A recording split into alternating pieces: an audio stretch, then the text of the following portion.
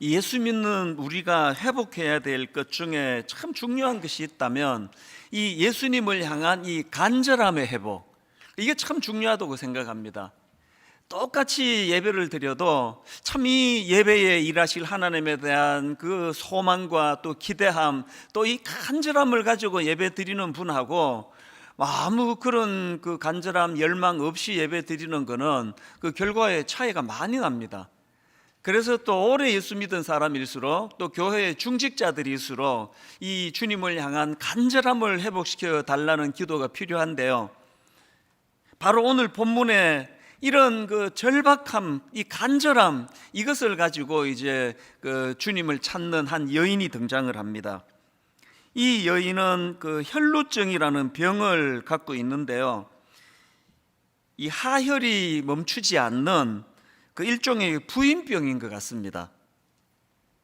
오늘 본문 마가복음 5장 25절 26절에 이제 이런 내용을 다루고 있는데요, 12해를 혈루증으로 알아온 한 여자가 있어 많은 의사에게 많은 괴로움을 받았고 가진 것도 다 허비하였으되 아무 효험이 없고 도리어 더 중하여졌던 차에, 그 어떤 상황인지 아시겠죠? 보니까 그 당시의 의술로는 이 여성이 가진 그 병이 이게 불치병인 겁니다. 그래서 그 뭐 좀 재밌는 표현이 나오지 않습니까? 많은 의사에게 많은 괴로움을 받았고 가진 것도 다 허비하였지만 아무 효험이 없고, 이 의사를 만나보고 저 의사를 만나보고 막 돈 아끼지 않고 병 고침을 받으려고 그렇게 애를 썼는데 점점 상태가 더 나빠지는 겁니다. 이렇게 그 12년이라는 세월 동안 그 병으로 고통을 당하는데요, 더군다나 그 당시 유대 정결법에 의해서 이 여인은 부정한 사람으로 취급이 되어 가지고 격리가 돼야 되는 이런 참 말로 다 할 수 없는 고통에 빠져 있는 여인입니다. 이런 아픔을 가진 여인이 이제 오늘 27절입니다. 예수의 소문을 듣고 무리 가운데 끼어 뒤로 와서 그의 옷에 손을 대니, 이렇게 12년 동안이나 병으로 고통에 빠져있던 이 여인이 예수님의 옷자락을 만져 고침을 받았다, 이런 간단한 내용입니다.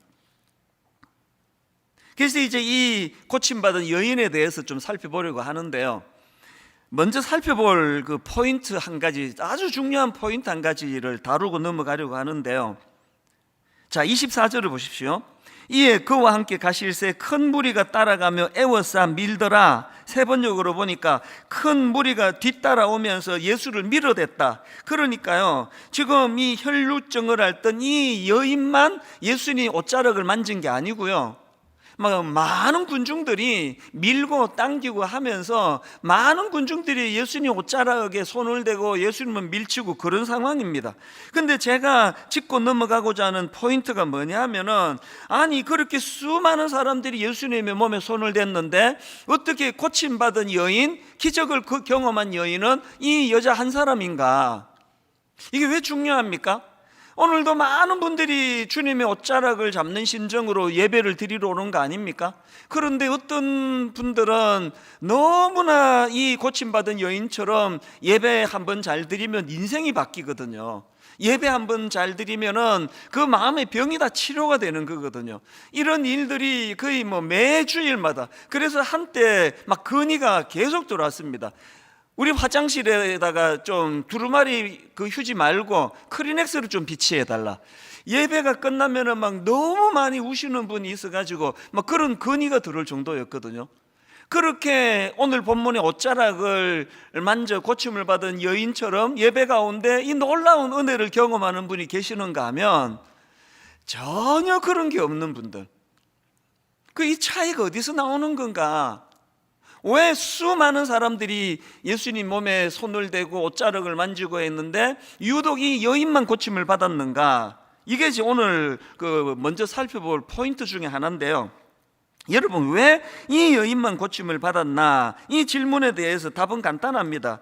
그 치료가 가능했던 두 가지 요소가 이 여인에게 있었기 때문입니다. 치료가 가능한 두 가지 요소 중에 첫 번째 요소가 뭐냐? 이 간절함이 따르는 믿음입니다. 그래서 그걸 이 몰입이라는 단어로 제가 묵상을 해봤는데요, 자, 27절입니다. 예수의 소문을 듣고 무리 가운데 끼어 뒤로 와서 그의 옷에 손을 대니, 많은 사람들이 그의 옷을 손을 댔는데 이 여인의 다른 점이 뭐냐? 그게 28절입니다. 이는이 있는 거예요. 이는 내가 그의 옷에만 손을 대어도 구원을 받으리라 생각함일러라. 이게 생각 없이 밀어대는 다른 사람들하고 이 여인과의 결정적인 차이입니다. 사실 여러분, 그 당시로 이 여인은 부정하다고 그 낙인 찍혀 있는, 그래서 격리되어야 하는 상황이기 때문에 지금 예수님 옷에 손을 대고 다른 사람을 터치하고 그러면 안 되는 거거든요. 그런 이런 여러 가지 난관이 많은 상황이지만 이 여인이 가지고 있는 너무나 간절하고 너무나 절박했던, 그래서 그의 옷에 손만 대어도 구원을 받을 것이라는 이 절박한 믿음이 그 모든 난관을 다 뛰어넘게 만드는 그런 도구가 되는 거 아닙니까? 혹시 랜디 포시 교수라고 들어보셨는지 모르겠는데요, 이분은 그 마지막 강의라는 제목의 그 베스트셀러 책을 쓴 분인데요, 미국의 교수님입니다.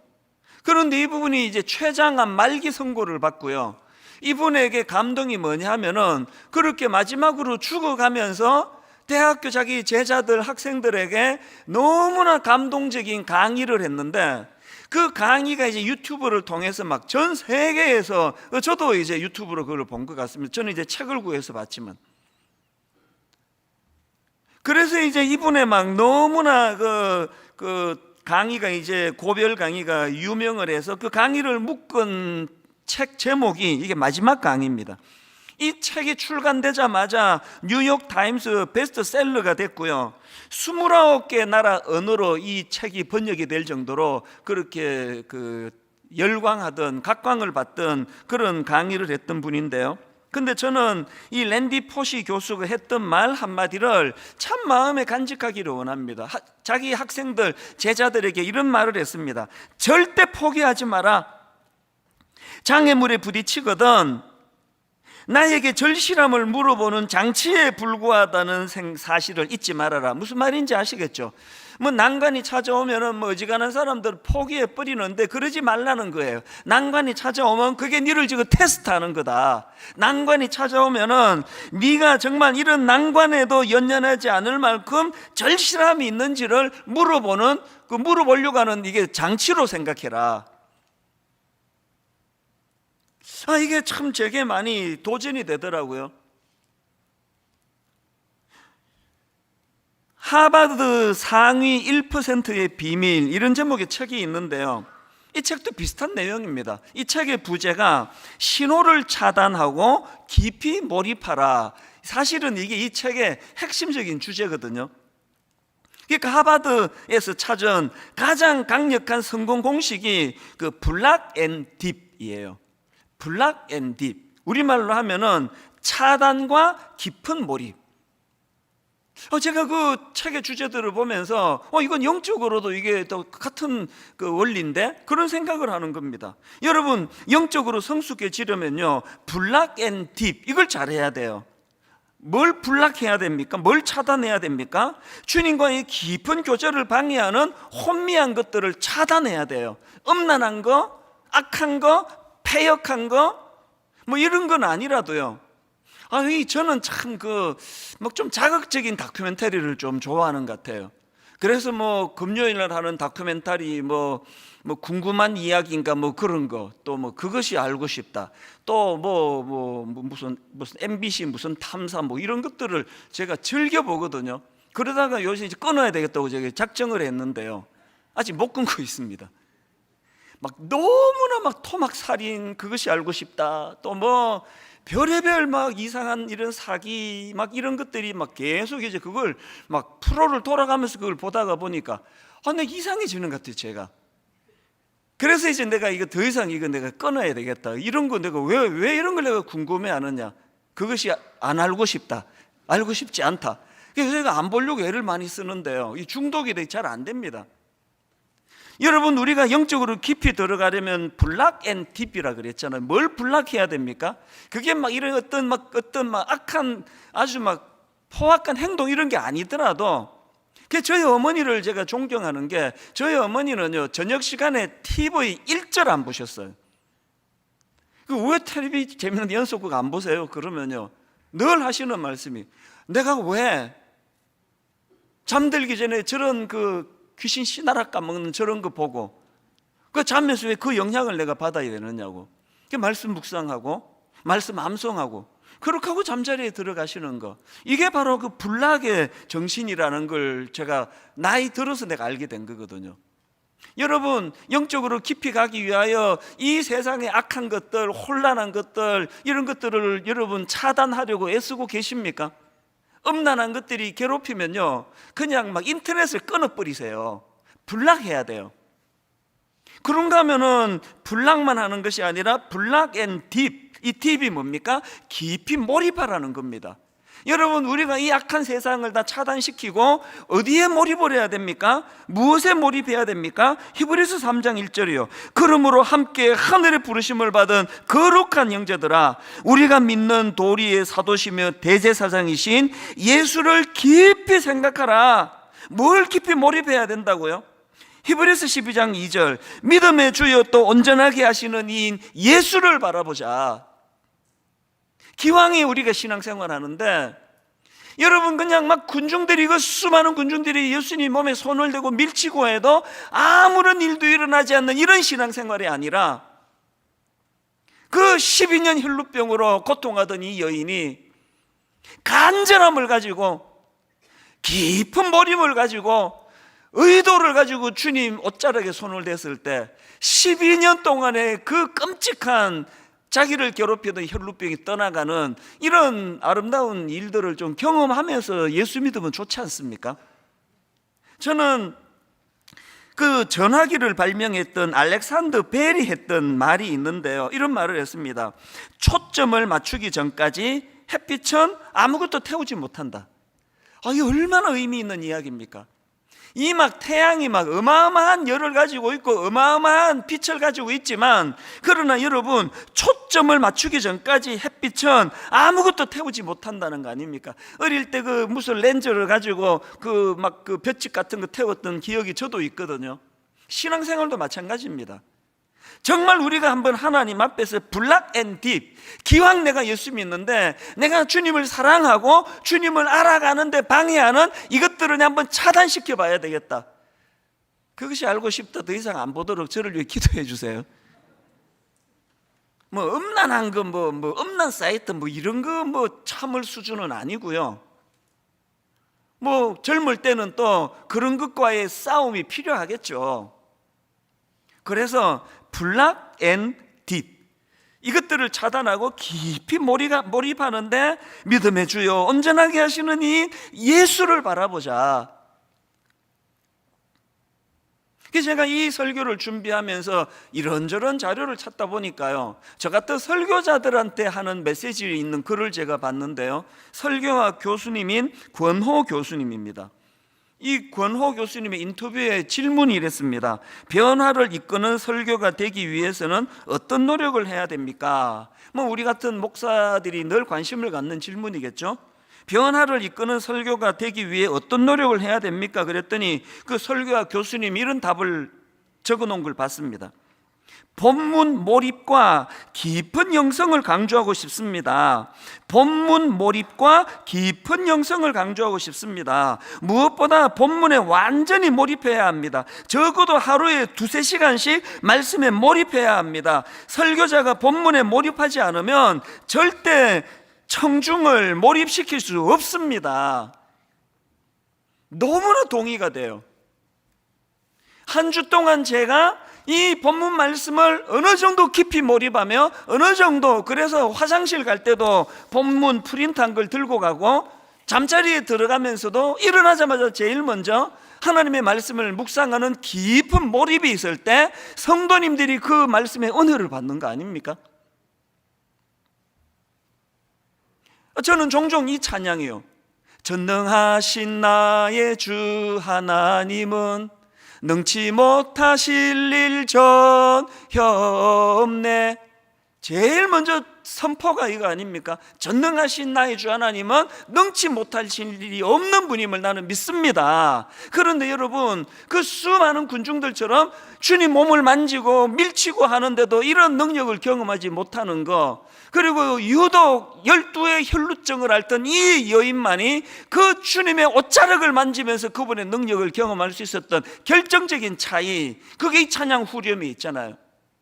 주의 말씀 의지하여 깊은 곳에 그물 던져 오늘 그가 놀라운 일을 이루시는 것 보라.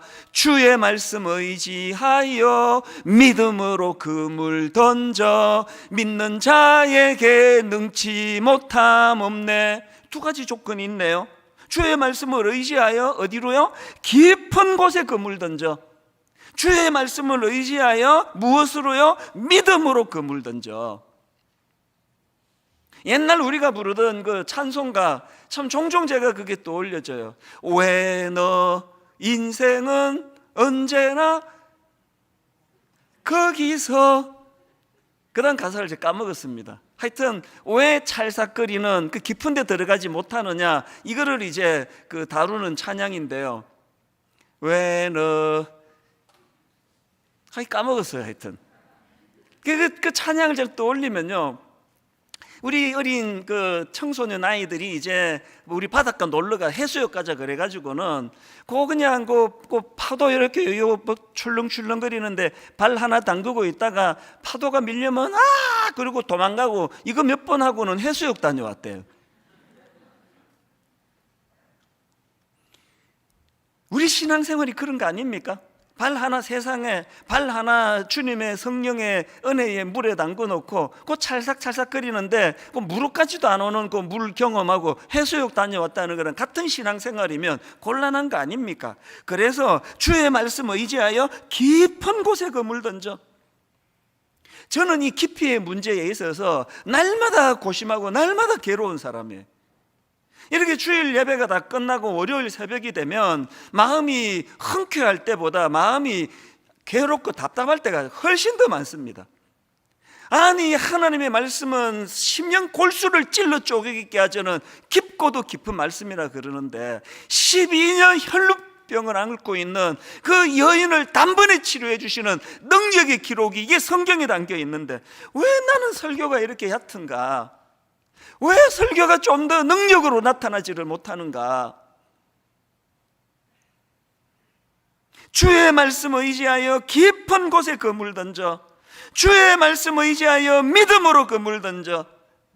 이런저런 어려움을 안고 살아가는 저와 여러분이 이 말씀의 능력으로 그것을 극복해내고 치유함을 받고, 왜 이런 일이 잘 일어나지 않는가? 여러분, 제가 그런 문제로 괴로워하고 고민할 때 말씀을 듣는 성도님들은 무엇으로 괴로워해야 됩니까? 하나님, 저도 저 말씀을 의지하여 깊은 곳에 그물 던지기를 원합니다.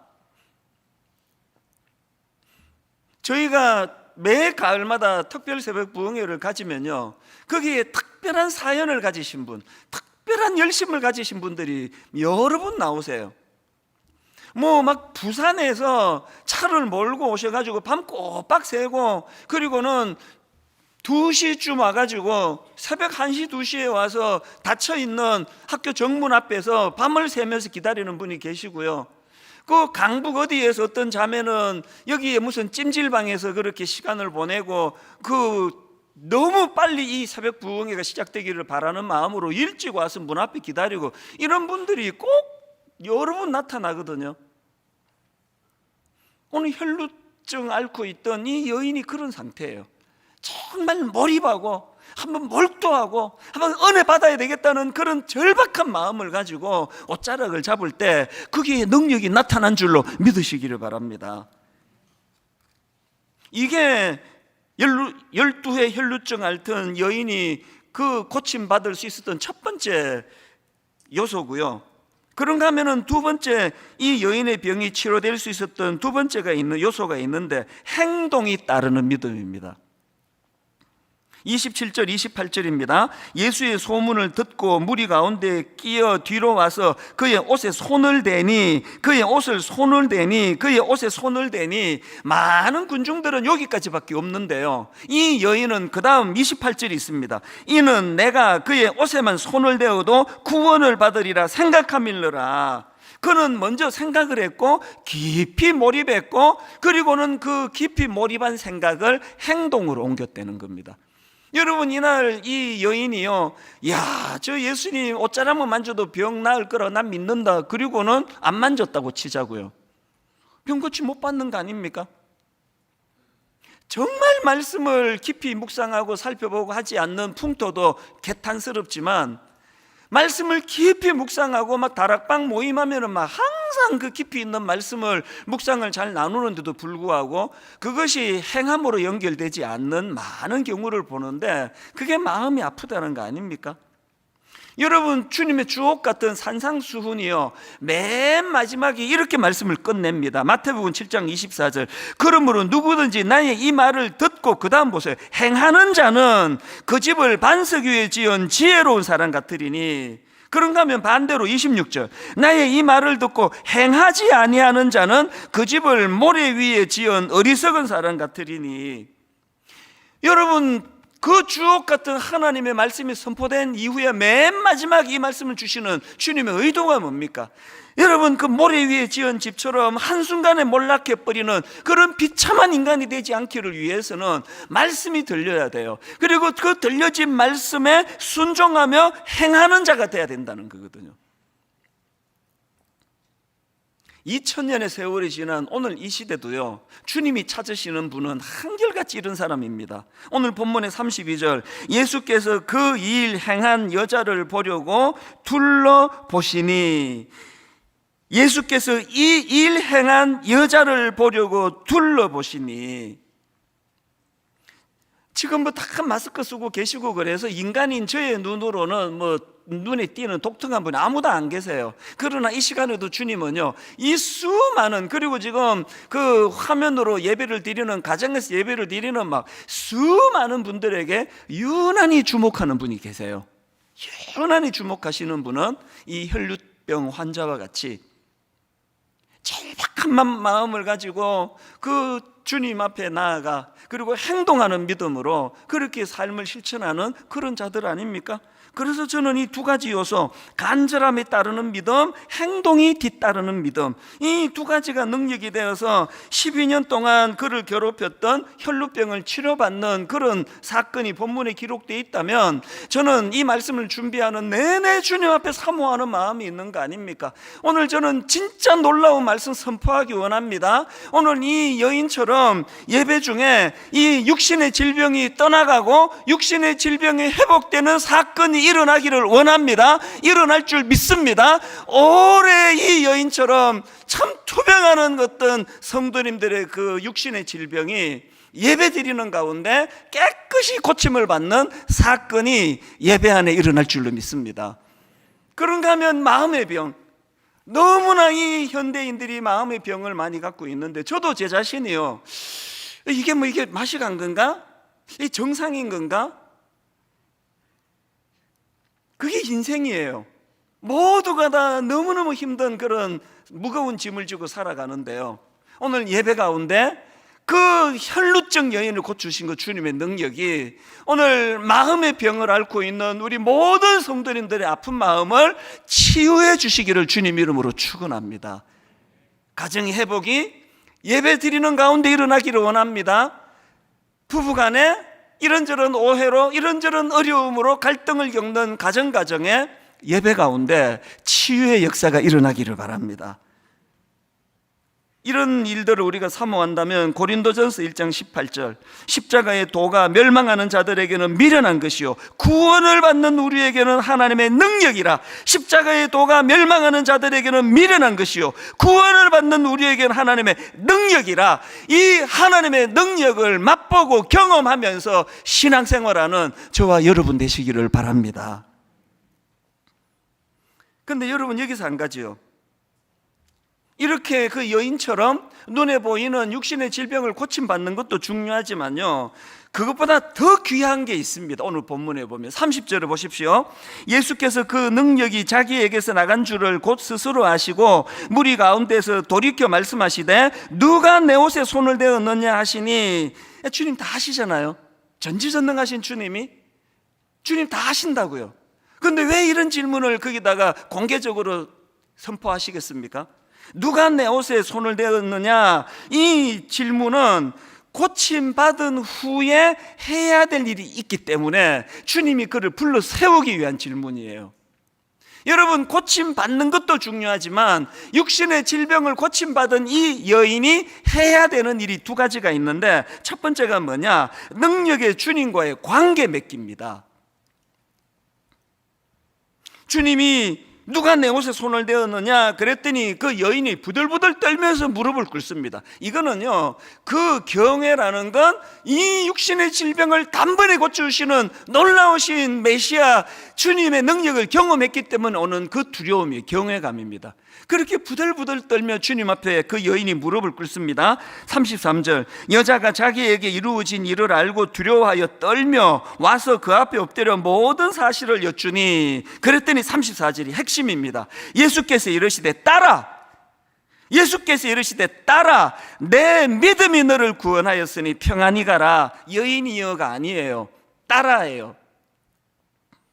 딸이라고 불러주시는 거 관계 회복을 의미하는 거 아닙니까? 여러분, 병 고쳐주시는 거하고 관계가 회복이 돼서 딸이라고 부르는 건 다른 차원 아닙니까? 저도 병원을 여러 번 가서 또 맹장염 수술도 예전에 어릴 때 맹장염 수술도 하고 했지만요, 그 맹장염 수술을 너무너무 잘해 주셔가지고 병이 깨끗하게 나은 거하고 그 의사랑 제가 관계를 맺는 건 다른 이야기예요. 죄송하지만 그 의사 선생님 성함도 기억이 안 나요. 관계가 없기 때문이에요.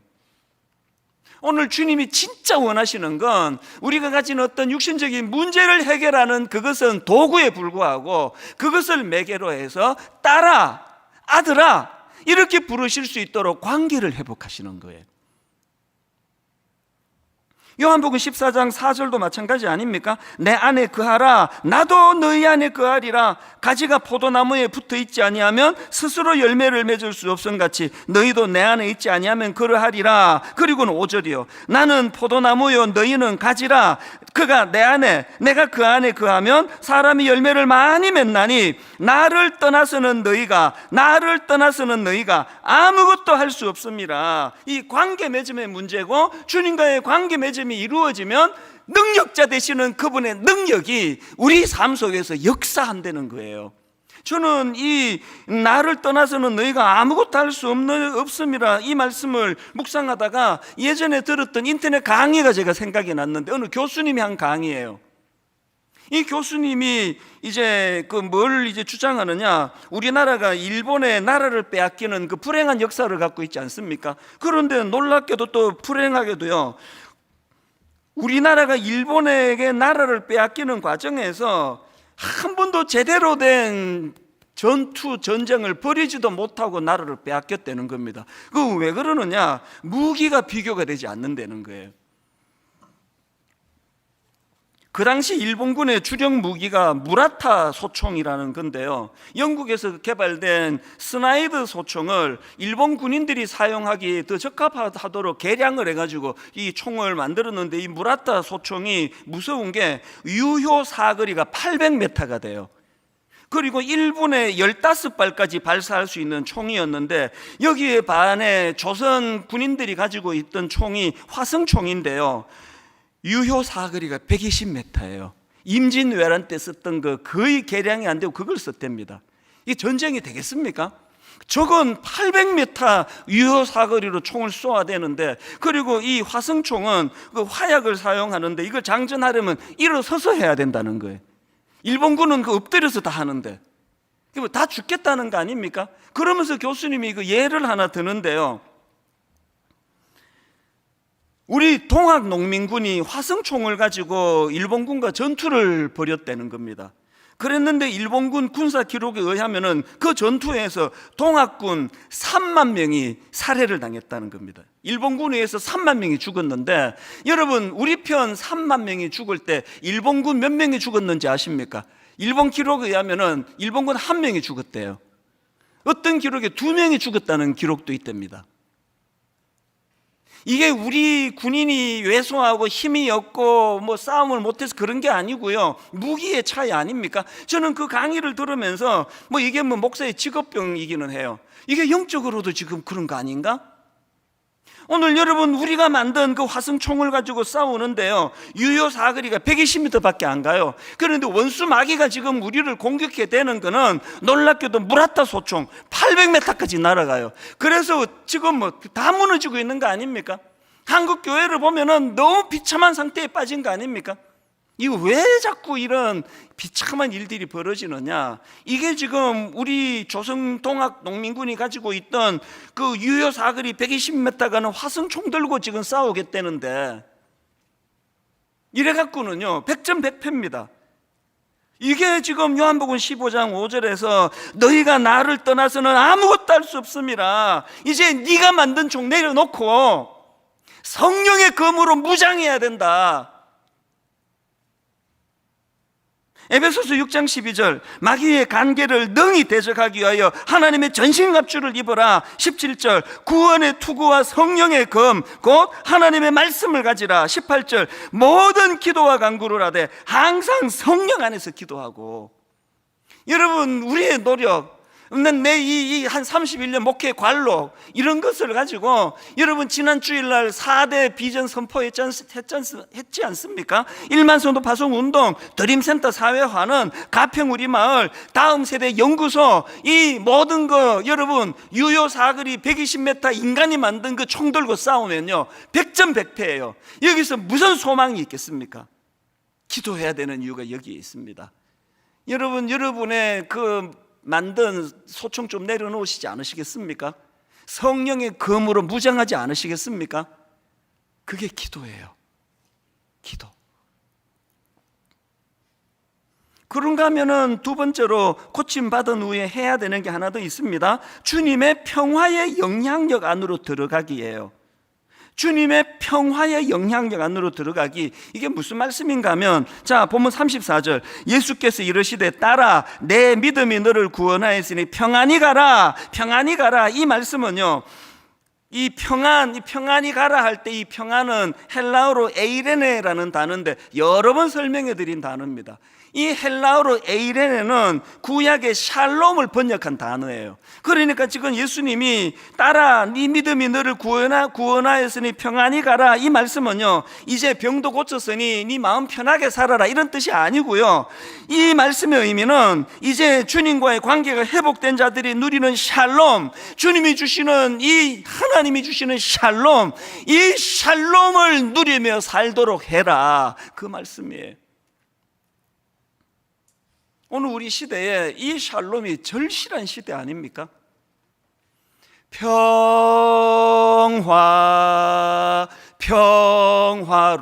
평화로다 하늘 위에서 내려오네, 그 사랑의 물결이 영원토록 내 영혼을 덮으소서. 여러분 내 영혼을 덮을 이 샬롬은요 인간의 게 아니에요. 인간이 만들어 나누어주는 거 아닙니다. 하늘 위에서 내려오는 겁니다. 여러분 육신의 병 고쳤다고 할렐루야, 그것도 감사하지만 주님이 진짜 원하시는 거, 여러분과 주님과 저와 주님과의 관계가 회복되기를 원하십니다. 그리고 그 관계 회복된 자들이 누리는 샬롬, 이 평화의 영향력 안으로 들어가기를 주님이 원하십니다. 제가 오늘 설교 제목을 예수님과의 접촉이 가진 힘 이렇게 정했는데요, 예수님과의 접촉이 가진 힘은 두 가지 아니겠습니까? 하나는 그분의 능력을 덧입는 것이고 또 하나는 그분의 샬롬을 덧입는 것이라고 한다면, 저는 가평 우리 마을을 놓고 수년째 기도하고 있습니다. 하나님, 오늘 말씀 본문으로 빗대어 설명하자면 하나님 가평 우리 마을이 12의 혈루병으로 고통받는 그런 여인들이 모인 공간이 되기를 원합니다. 수많은 사람들을 만나고 수많은 의사들을 만났지만 병을 고칠 수 없어 신음하는 이런 참 연약한 자들이 가평 우리 마을을 방문하고 거기서 치유가 일어나기를 원합니다. 하나님 드림센터를 이제 사회에 환원하게 될 때에 저곳에서 이 땅에서는 한 번도 경험해보지 못한 건물이 되기를 원합니다. 수많은 우리 젊은이들, 아프고 상처받고 우울하고 자살 충동을 느끼는 젊은이들이 저 공간을 찾아와 저 공간에서 주님 이름으로 치유를 받는 이런 놀라운 역사가 일어나기를 원합니다. 자살하려고 한강으로 가다가 저기 들렀다가 가야지. 여러분, 이 꿈을 같이 꾸기 위해서 어떻게 해야 됩니까? 이런 인간의 얄팍한 계획으로 진행되는 것이 아니라 주님의 샬롬이 구현되는 것, 주님의 능력이 드러나는 것. 결론을 맺으면서 이제 저는 최근에 뉴질랜드에서 저한테 어떤 유학생이 보내온 편지 하나를 소개하고 오늘 말씀을 마무리하려고 하는데요. 그때가 무슨 이 청년이 보기에 제가 막 엄청 지쳐 보였거나, 근데 기억이 잘 안 납니다. 실제로 제가 막 무언 일로 되게 힘들 때였거나 그렇게 이제 위로해 주러 메일을 보낸 것 같은데요. 제가 이 편지를 왜 옮겨 보관을 하고 있는가 하면 너무 감동이 돼서 그래요. 목사님 힘내셔야 됩니다. 목사님 힘내주세요. 이거를 먼저 쓰는 게 아니고요. 이 먼저 맨 앞에 글을 한번 들어보세요. 편지가 이렇게 시작합니다. 저는 뉴질랜드의 오타고 대학을 다니고 있는 1학년 김리석입니다. 올해 초에 목사님 설교를 통해 들었던 올해의 3가지 목표, 예수님을 기억하고 묵상하고 예수님의 영향력 안에 거하고 예수님을 닮아가기, 이 3가지를 붙들며 여기 뉴질랜드 대학에서의 치열한 1학년을 지내고 있습니다.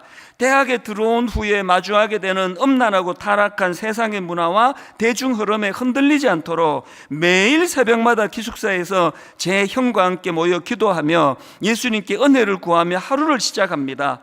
그럴 때마다 참 신기하게 주님께서 하루를 살아갈 수 있는 힘을 주시고 지혜를 주시는 것을 체험하며 참 감사한 하루하루를 보냅니다.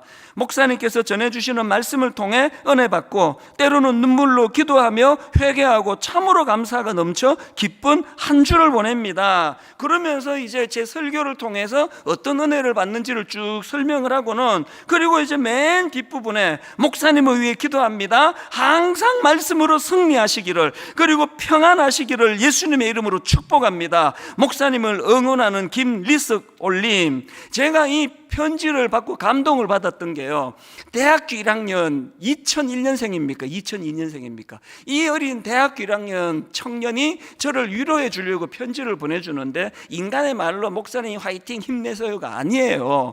목사님의 말씀을 통해 뉴질랜드에 있는 저도 목사님이 말씀의 통로가 되어 그 말씀으로 내가 힘을 얻고 살아가는데, 목사님 힘내셔야 되는 거 아닙니까? 목사님 응원하는 많은 성도도 있으니까 목사님 꼭 힘내셔 주시기를 바랍니다. 이게 너무 감동이 되는 거예요. 한국 교회가 위기를 만났다느니 어려움에 빠졌다느니 하지만 이런 소망 있는 젊은이들이 지금도 일어나고 있기 때문에 저는 여기에 희망이 있다고 생각을 합니다. 인간의 말로 하는 위로도 중요하지만 힘을 내야 되는 명분, 살아야 할 이유, 그리고 하나님을 끊임없이 우리가 주님을 접촉하면서 그분의 능력을 공급받아야 될 이유, 그분의 샬롬으로 덧입어야 될 이유, 평화로다 하늘 위에서 내려오네. 인간의 어떤 공격으로, 인간의 어떤 얄팍한 공격으로 무너질 수 없는 이 샬롬을 붙잡고 사명을 감당하는 저와 여러분 되시기를 바랍니다. 오늘 이제 창립 19주년 헌금을 드리는데요, 가평 우리 마을과 4가지 비전을 위해 이 헌금을 쓸 텐데요, 저는 꿈꾸며 기도합니다. 하나님, 오늘 드려지는 이 헌금이 500여의 기적을 만들어낸 어린아이의 도시락이 되기 원합니다. 참 각각 하나님 앞에 작은 정성을 드릴 때 아버지, 이 헌금으로 생명이 살아나고 젊은이들이 꿈을 회복하고 가평 우리 마을에서 참 신음하는 사람들이 그곳에서 치유가 일어나는 역사가 일어나기를 원합니다. 같이 기도하고 이 헌금을 우리 하나님께 같이 드리기를 원합니다. 하나님 아버지, 말씀을 전하는 저부터가 고민이 많은 이 혈루증 환자 같은 상태입니다.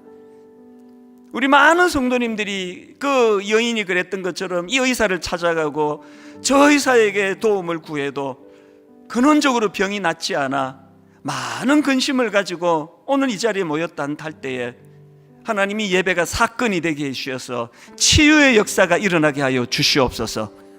하나님, 우리가 창리 19주년 감사해서 하나님께 헌금을 드리는데 이 헌금이 아버지 5,000명을 먹이고도 남는 오병이어 기적의 도구가 된 어린아이의 도시락이 되게 하여 주시옵소서.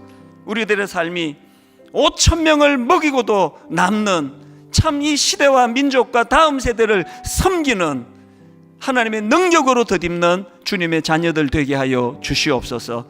그렇게 인도해 주시는 주님께 감사드리옵고 예수님 이름으로 기도드립니다. 아멘.